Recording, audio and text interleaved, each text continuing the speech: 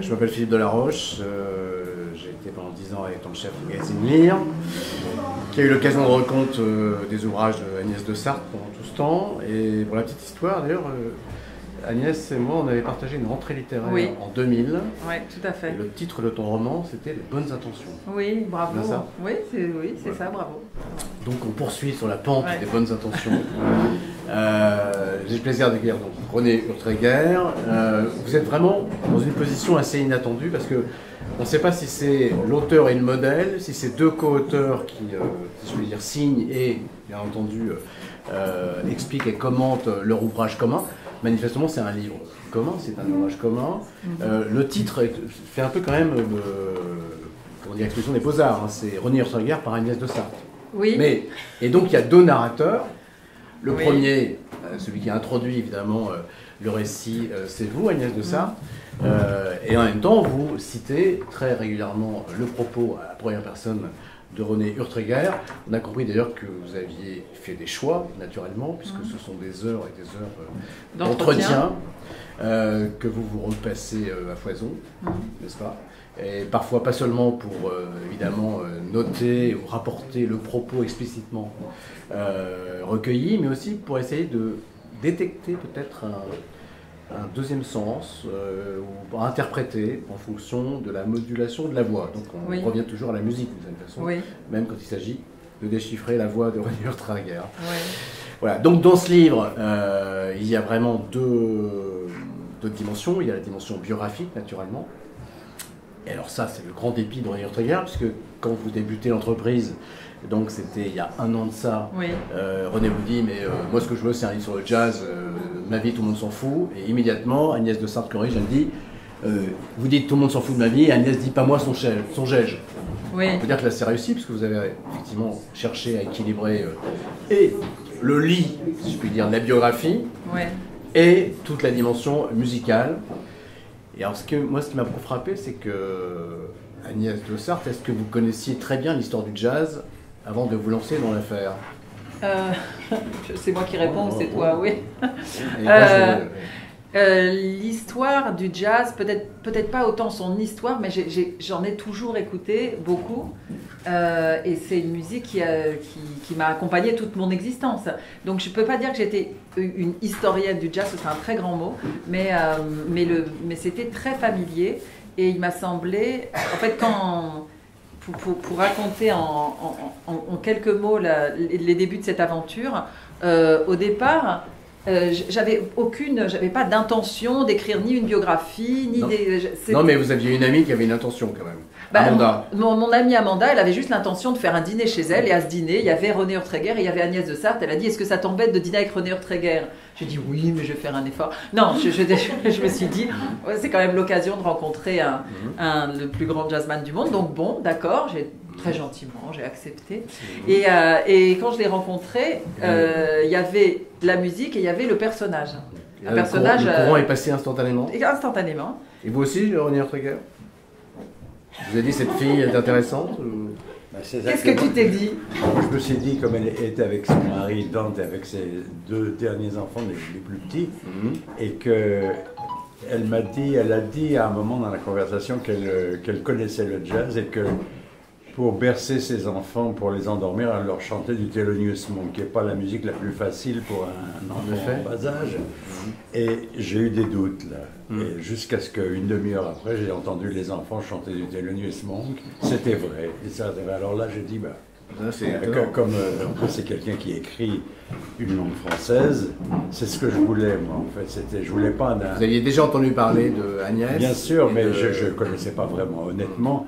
Mais par contre, je sais ce que je ne voulais pas, c'était faire écrire, du moins l'idée, je l'avais au départ, mais elle s'est évanouie petit à petit, c'était de faire écrire ça. Je voulais écrire un livre sur le jazz, un peu sur moi, mais surtout sur la musique de jazz, parce que j'ai côtoyé quand même des très très grands personnages. Et puis surtout, j'ai oublié ce que je voulais dire. Mais est-ce que vous connaissez Agnès de Sarthe? Est-ce que vous attendiez à sa réaction quand elle vous dit, est-ce que vous avez envisagé d'écrire un livre à partir de votre vie? Et à ce moment-là, vous lui répondez oui. Si, tu avais quand même envisagé, tu avais ce projet. Oui, mais ce que je veux dire, c'était pas le but. Je lui ai dit, c'était pas votre vie, c'était aller sur le jazz. Je voulais pas quelque chose à ma gloire, entre guillemets, j'en ai rien à faire. C'est raté parce qu'avec le roi René. Ouais, ben tant pis. Mais après, c'est moi qui ai pris les commandes. Oui, là, mais je veux dire, moi, je suis peu important.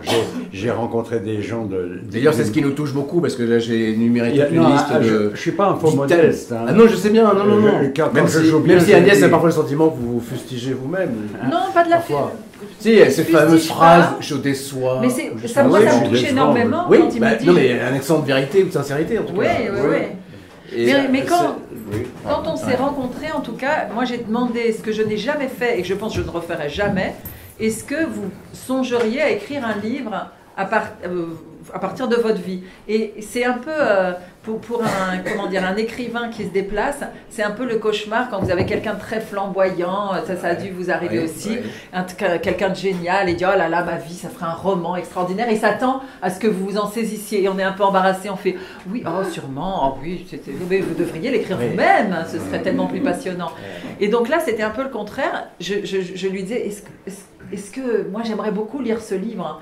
Et puis il m'a dit qu'il pensait à des journalistes, journalistes de jazz des gens spécialisés dans le jazz, et après j'ai renoncé à ça et j'ai connu.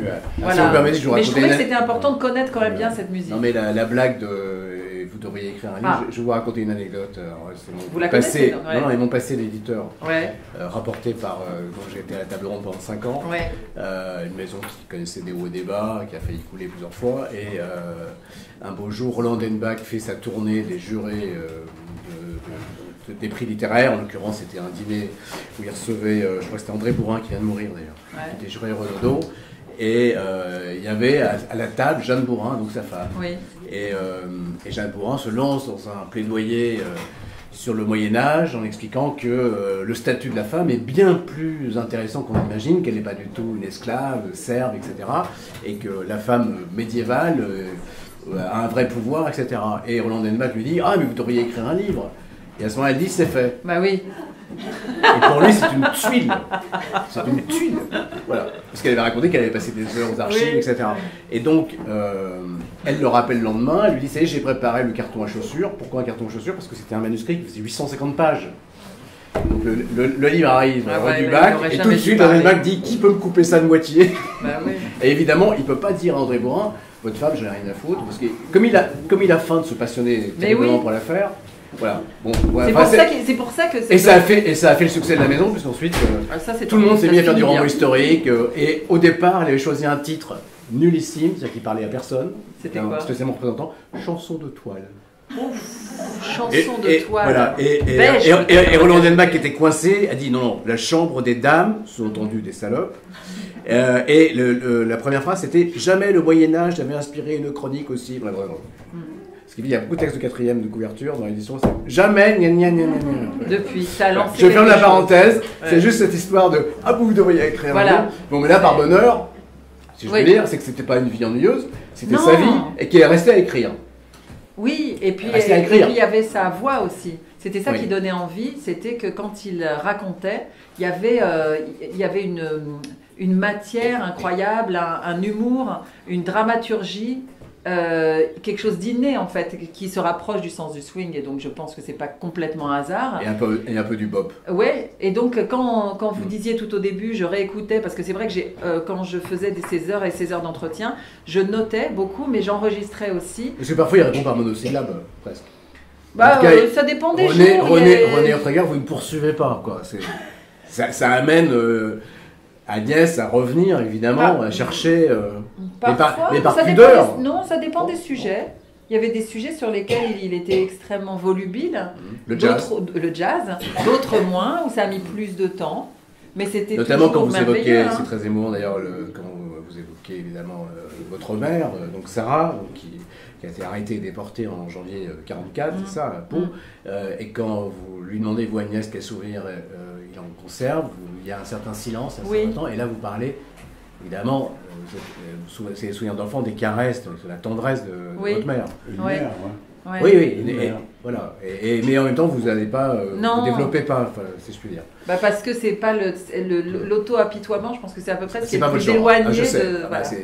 bah, Ouais, on va en parler, bien Mais sûr. c'était pas ce que je poursuivais d'ailleurs. Bien sûr, oui.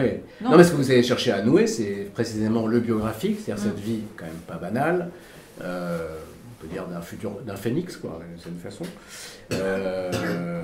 C'est pas mal le phénix. Non. On va appeler le livre le phénix, Ouais, peut-être. ouais, Qu'est-ce que ouais. t'en penses? Et en même temps, évidemment, l'entrelacement avec la musique, l'histoire de la musique, l'histoire du jazz. Moi,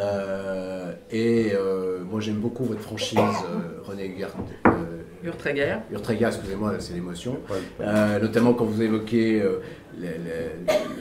le parti pris d'un côté de Miles Davis, par exemple, et de John Coltrane, à propos de la façon dont des jazzmen concertent ou ne concertent pas entre eux.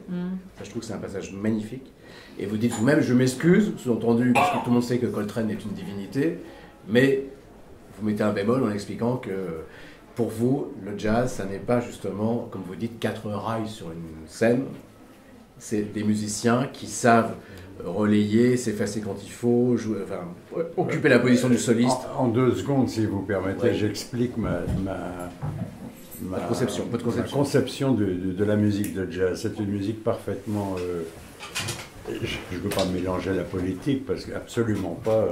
je ne veux pas me mettre de politique là-dedans, mais si vous voulez, c'est une musique sociale dans le sens où on est successivement accompagnateur, on est dans l'ombre, on se met au service de quelqu'un pour le faire vraiment reluire, si je peux dire, briller, et puis après, soi-même on brille, et les autres se mettent à votre service, c'est-à-dire que c'est continuellement ça, le jazz, si vous voulez, pourquoi je n'aime pas trop la variété, c'est pas que j'aime pas la variété, il y a des grands artistes dans la variété, on est au service de quelqu'un. Quelquefois, c'est un débile profond, qui quelquefois, c'est un grand artiste. Et voilà, mais vous êtes au service d'eux. Et j'aime pas ça. J'aime pas cette notion qu'il y a une vedette, parce que le nom est comme ça, et que c'est lui qui arrive. Et en général, c'est un chanteur ou une chanteuse. C'est ce qu'il y a de plus spectaculaire. Et que tout le monde entier, il y a 6 milliards ou 7 milliards d'êtres humains, et chacun pense qu'il peut être... Vous n'aimez pas le culte de la personnalité. J'ai horreur de ça. Vous aimez le collectif. Voilà. Non, vous aimez que ça non circule. plus, j'aime pas Non, le mais collectif. que ça circule. Il a Mais rien. je veux dire qu'on soit les uns et les autres. mais que ça circule, À c'est ce que je veux certains, dire. voilà, que ça circule. Qu'à La certains ressource moments, circule. on est la star pendant 5-10 minutes, c'est tout. Et puis voilà, ce qu'on mérite d'ailleurs, ou ce qu'on ne mérite pas. Et c'est tout. Voilà, c'est ça ma théorie. Or, pour revenir à votre question, ça c'est bien, parce que je me rappelle, c'est passé il y a 10 minutes. Ce qu'on a posé comme Au moins. question. Oui. À propos de Coltrane ou quoi, c'est que on parle de Coltrane, c'est peut-être un peu technique pour certaines personnes. Il y a 4 musiciens sur scène et ils jouent tous les 4 en même temps, comme sur 4 rails parallèles. Ils sont en train d'improviser les 4 en même temps. Il n'y en a aucun qui se met au service des autres. Ils jouent tous les 4 formidablement. Elvin Jones, le batteur, Jimmy Garrison, McCoy Tyner.